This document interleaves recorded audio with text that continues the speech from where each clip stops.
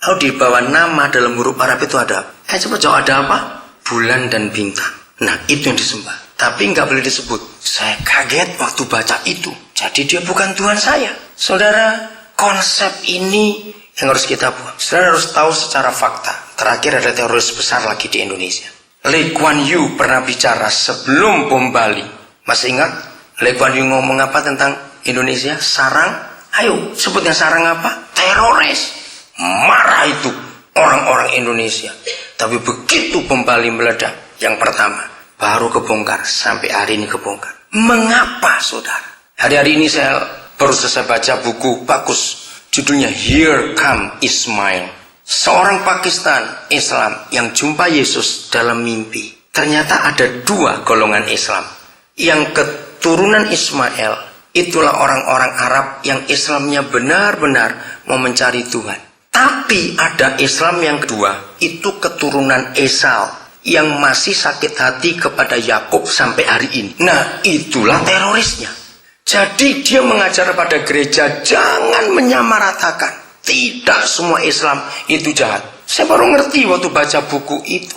Mengapa mereka harus lewat Indonesia? Kalau saudara pernah nanti download di internet, cari www.ilusi negara Islam. Itu tulisan Gus Dur. Karena mereka harus mengislamkan dunia itu lewat Indonesia. Sebab kalau Indonesia tidak bisa mengislamkan dunia, berarti gagal ilusi negara Islam. Maka itu mereka terus menyerang Indonesia. Dari situ saya ngerti kenapa nama ini boncengnya di Indonesia. Kenapa nggak di negara lain. Saya harus saudara ngerti kalimat. Saudara, ini sebuah rahasia yang luar biasa kita harus tahu. Kalau gereja ikut-ikutan memuji dan memanggil nama itu makin hebat. Nggak mungkin kita panggil istilah tadi Barack Susilo Bambang Yudhoyono. Barack Obama memang presiden, tapi Barack itu bukan presiden. Dia itu nama. Allah itu Tuhan, tapi bukan Tuhan kita. Mau nggak orang Islam manggil Yesus? Ya karena bukan Tuhannya, bukan? Hindu dan Buddha itu lahir di negara yang sama, yaitu India. Pada waktu itu masih India satu. Mungkinkah orang Buddha panggil Wisnu sebagai Tuhannya? Jawab, mungkin tidak. Loh, saya tanya ini mungkin tidak. Kenapa? Ya bukan Tuhannya. Begitu pula sebaliknya. Nggak mungkin orang Hindu mau panggil Buddha untuk ngakui Tuhannya. Sama, saudara. Jadi masukkan ke benak kita, Allah itu bukan Tuhan kita, dia itu nama. Ini proper name. Dan ada di Mekah sampai hari ini. Dan disembah oleh mereka. Hargai dan hormati. Masih ingat sebelum Islam masuk menjatuhkan semua kerajaan-kerajaan di tanah Melayu. Maka kerajaan-kerajaan yang ada dulu di tanah Melayu dari Kalimantan, itu kerajaan Kutai, sampai Sumatera kerajaan Sriwijaya. Dan di Pulau Jawa paling banyak Singosari, Doho, Majapahit, Mataram, Demak. Banyak kerajaan-kerajaan. Kediri misalnya. Nah, mereka agamanya apa dulu sebelum Islam masuk? Ayo coba ingat sejarah. Apa mereka? Budanya sedikit, Hindunya paling banyak. Nah, saya mikir begini. Seandainya Hindu tetap eksis, Islamnya nggak menang di Indonesia, maka waktu itu penerjemah Alkitab akan memasukkan nama Wisnu di kitab suci kita. Karena Wisnu Tuhan mayoritas. Betul? Ini perkiraan saya saja. Nah, nama ini yang kita harus tahu. Maka itu banyak doa-doa gereja nggak terjawab, salah satunya. Doa untuk bangsa, doa untuk negara, doa untuk itu. Kenapa? Yang doa puasa untuk Indonesia itu hebat, saudara. Kalau saudara dengar kegiatan doa di Indonesia, saya percaya jawabannya sekarang. Karena kita manggil bukan nama papa kita. Ayo kita mikir itu. Saya tidak mau berpikir secara teologis. Kalau secara teologis, wah banyak bantahan, banyak sumber. Enggak, saya enggak mau bicara masalah teologisnya. Tapi bicara nama ini. Bahwa Allah itu nama, proper name, bukan common name.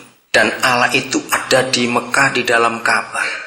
Hormati pada yang menyembahnya. Tuhan itu common name, itu pangkat. Dengan mengetahui kitab suci masing-masing agama, saudara. Sebetulnya kita akan tahu ternyata Tuhan itu beda.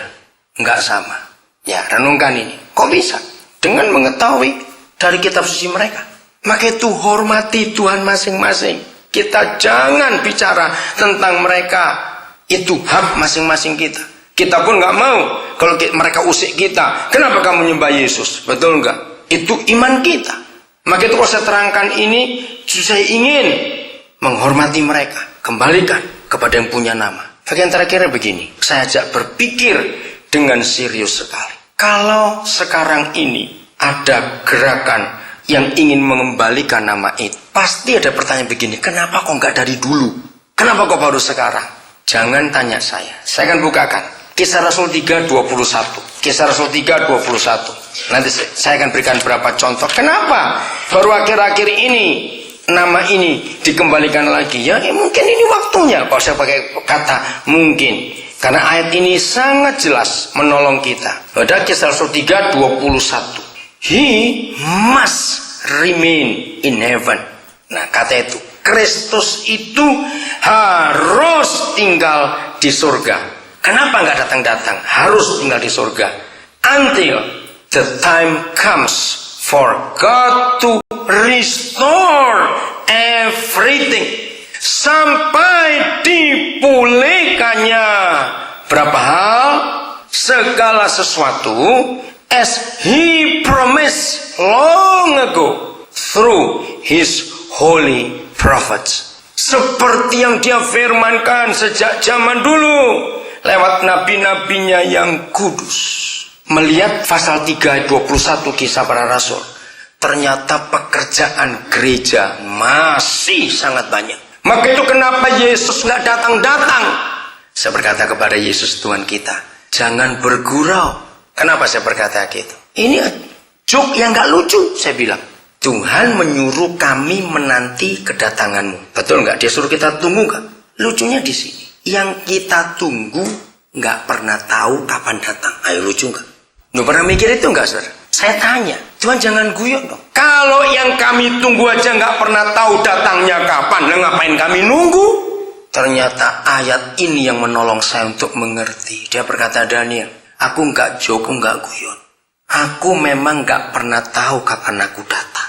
Karena kedatanganku tidak ditentukan oleh hari, jam, tanggal, bulan, tahun. Tidak. Ditentukan oleh sebuah keadaan. Dan keadaannya itu di ayat ini. He must remain in heaven. Must.